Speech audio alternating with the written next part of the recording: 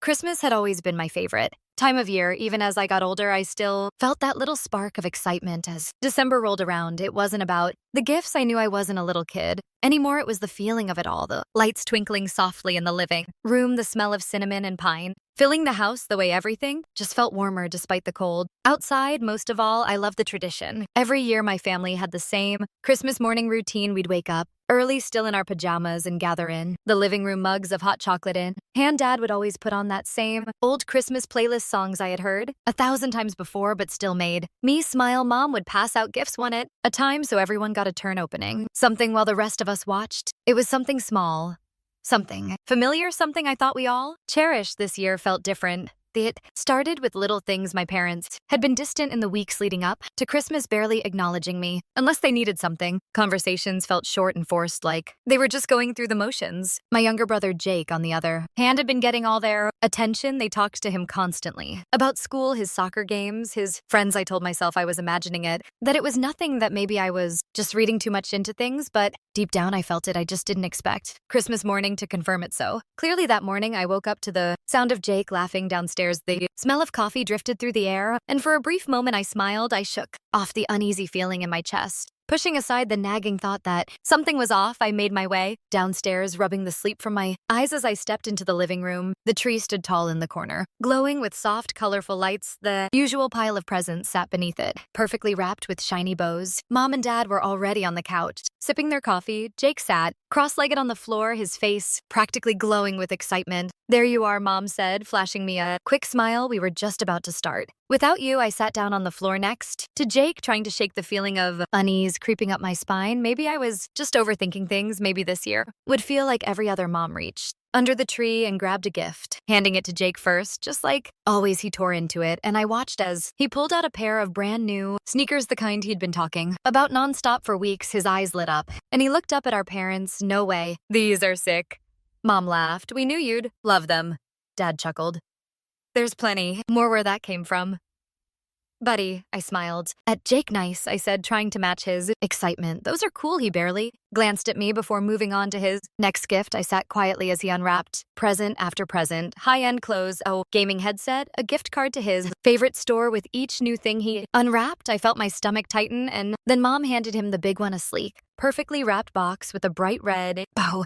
Jake's eyes widened as he grabbed it, practically ripping the paper off in one motion. His jaw dropped as he held up the latest iPhone, still in its untouched packaging. "No way," he shouted. "This is insane." Mom beamed. "You've earned it," she said, ruffling his hair. Dad clapped him on the back. "You work hard, kid. You deserve it." Jake grinned, turning the box over in his hands. "This is the best Christmas ever." I swallowed the lump in my throat, forcing myself to smile. Then Mom turned to me. "Oh, almost forgot," she said, reaching under the tree. She pulled out a small, lumpy package wrapped hastily in thin paper. "Here you go." I took it slowly, suddenly aware of how silent the room had become. The wrapping crinkled in my hands as I peeled it away, revealing a cheap, flimsy notebook, the kind you find at the dollar store, with a thin cardboard cover and lined pages that felt rough to the touch. I blinked. I reached inside the package again and pulled out a single plastic pin. "Soon, Benmont," I clicked it. Nothing. The ink was dry. For a moment, I just stared at it, my mind struggling to process what I was looking at. Then a snicker broke the silence. I looked up. Dad was smirking. Jake burst out laughing. "Wow," he said, shaking his head. "Guess someone wasn't that good this year." Mom just sipped her coffee, not saying a word. I forced a smile, gripping the notebook tightly in my hands. "Thanks," I muttered. Nobody responded, and in that moment something inside me cracked. That night, long after the laughter had died down and everyone had gone to bed, I lay in my room staring at the ceiling the cheap notebook sat on. My desk unopened, the dead pin lay beside it, useless. I tried to push the thoughts away, tried to tell myself that I was overreacting. "It's just a gift," I thought. "It's not about the presents, it's about family." But the more I thought about it, the more I realized it wasn't about the gifts. It was about what they represented. Jake had gotten everything wanted. Mom and Dad had spent months listening to him, caring about what would make him happy, making sure he felt loved and appreciated me. I got a last-minute thoughtless present, something that screamed, "We didn't even try that." I hadn't done anything wrong. I hadn't caused problems. My grades were good. I helped around the house. I did everything they asked, and still I was treated like an afterthought. I sat up in bed, My heart pounding. I had spent years pretending it. Didn't bother me laughing off the favoritism, telling myself that maybe one day they'd see me, that maybe if I worked harder, did more, was better, they would finally love me the way they loved him. But tonight something in me shifted. I wasn't going to sit around waiting for them to care. I climbed out of bed as quietly as I could, my hand shaking. I grabbed my backpack from the corner of my room and started stuffing it with clothes, a hoodie, a couple of t-shirts. My savings, what little I had, I didn't have a real plan, but I knew one thing for sure, that I couldn't stay here, not when it felt like I was invisible, not when it hurt this much. I slipped on my shoes, took one last glance at my room, the same room I had spent my whole life in, and then I did something I never thought I would, that I left days later. My phone buzzed at a T. First, I ignored it. I had been ignoring them for days, but then the screen lit up again, 7 missed calls. Then AI text popped up. "Where are you? Please come back." My parents were panicked, but did they really care, or were they just scared of what people would think? I took a deep breath. I had a choice to make. I stared at the phone for a long time, my finger hovering over the screen. The message was clear. They were looking for me, desperate for me to come back. But why? Was it because they missed me, or was it just because everything had gotten too complicated and they didn't know how to fix it? I felt a wave of bitterness rise in my chest, but then another thought crept in. What if they were genuinely worried? What if they realized what they had done wrong? I turned the phone off, staring down at it for a while before putting it back in my pocket. I didn't know what to think anymore. My whole life, I had tried to prove myself. I had tried to be the daughter they would finally notice, the one they would look at with pride like they did with Jake. But all that time, all those years, I had been invisible. And now they were panicking because I was gone. But were they panicking because they realized they messed up, or because they were losing control of their perfect image of a happy family I didn't know? And right now, I wasn't sure if I wanted to find out. The next few days were the quietest I had ever known. I stayed at a friend's house, not telling anyone where I was. I spent my time thinking maybe I was being dramatic, but the more I thought about everything, the more I realized I was tired of always being the afterthought. Few days later, I received a call. It was Mom. She sounded frantic, almost pleading. "Please, come home. We've been so worried. It's not like this. We promise we'll fix it. Just come home." I sat silently for a moment. Did I really want to go back? It took me a while, but I finally decided to pick up the phone. "I'm not coming back." There was a long pause on the other end. "What do you mean you need to come home? Your father and I, sorry, we were wrong." Wrong, I could hear the sincerity in her voice, but I wasn't sure if it was enough. "I don't know if I can believe you," I said softly. "You've treated me like I don't matter for years. It's not just about the presents, Mom. It's about how I've been invisible all this time. I don't know if I can just forget that." I hung up the phone and took a deep breath, my heart racing.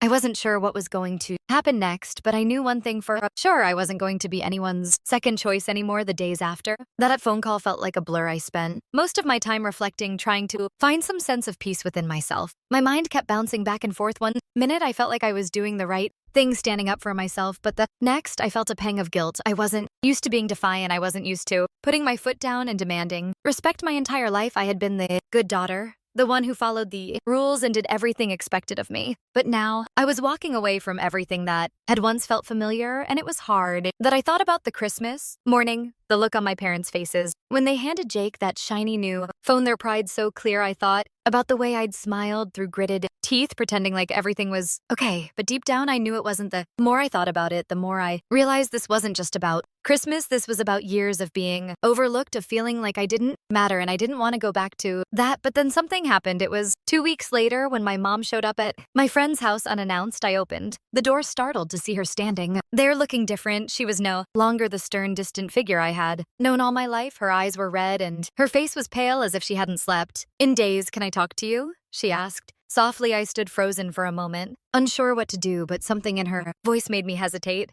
I stepped aside, letting her come in. We sat down in the living room, and for the first time in a long time, the silence between us wasn't uncomfortable.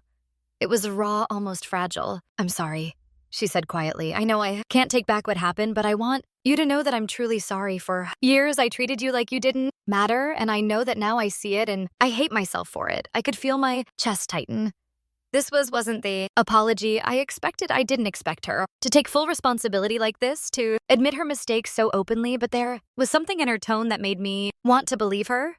You're not invisible. She continued, her voice cracking. I've always loved you, but I've been so caught up in making sure Jake had everything I thought he needed. I didn't realize how much I was neglecting you. You've always been enough just the way you are, and I'm so sorry I made you feel otherwise. I didn't know what to say. Part of me wanted to accept her apology, but another part of me felt like I needed more than just words. I don't know if I can just come back. I finally said, my voice barely above a whisper. It's going to take time. You can't just fix this with a few sentences. She nodded, tears falling from her eyes. I know, and I'll do whatever it takes to make it right, but I don't want to lose you. Please just give me a chance. The weeks after that emotional confrontation with my mom were a mix of uncertainty and hope. Things were different now, but I wasn't about to just let my guard down completely. The pain of feeling unseen for so long didn't vanish overnight, and I couldn't just ignore the years of neglect, no matter how hard my parents tried to make things right. Spent more time with my mom and dad, but every now and then I'd catch myself holding back just in case I had to make sure this wasn't some temporary change, some short-lived attempt at fixing things. I didn't want to be hurt again. But then something unexpected happened. One night, a few weeks after the apology, Jake called me.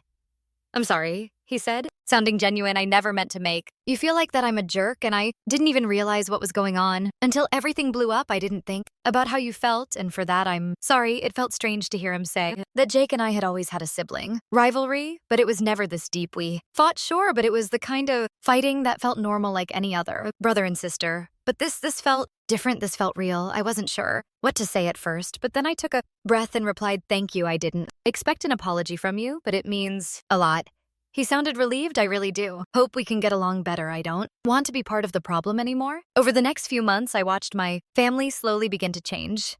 I won't say everything was perfect overnight, because it wasn't. There were still awkward moments, moments where I questioned if they really meant what they said, but gradually the distance between us shrank. My parents started taking the time to ask me about my day, to check in on me without it feeling like a duty, and the best part, they stopped comparing me to Jake. I noticed it the most when I got a new job offer. Instead of the usual, well, Jake did this, or Jake got that, I heard, we're so proud of you. As the months went on, things with my family began to settle. The apologies didn't feel as hollow anymore, and I could tell that my parents were genuinely trying to make things right. They were putting in effort, asking about my life and listening when I spoke. It wasn't perfect, and there were moments where I still felt a flicker of that old resentment, but things were better, and I could tell they were trying. Jake too. Our relationship slowly improved.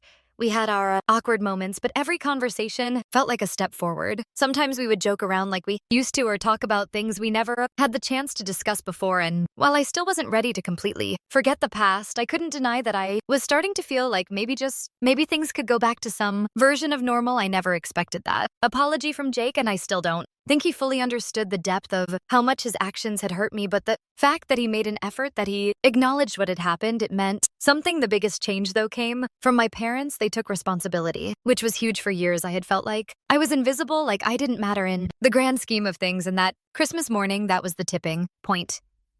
But in the months that followed, I saw them put their words into action. They didn't just apologize. They made sure I knew that I was valued. They made it clear that I was not second place, not an afterthought. It wasn't about the presents anymore.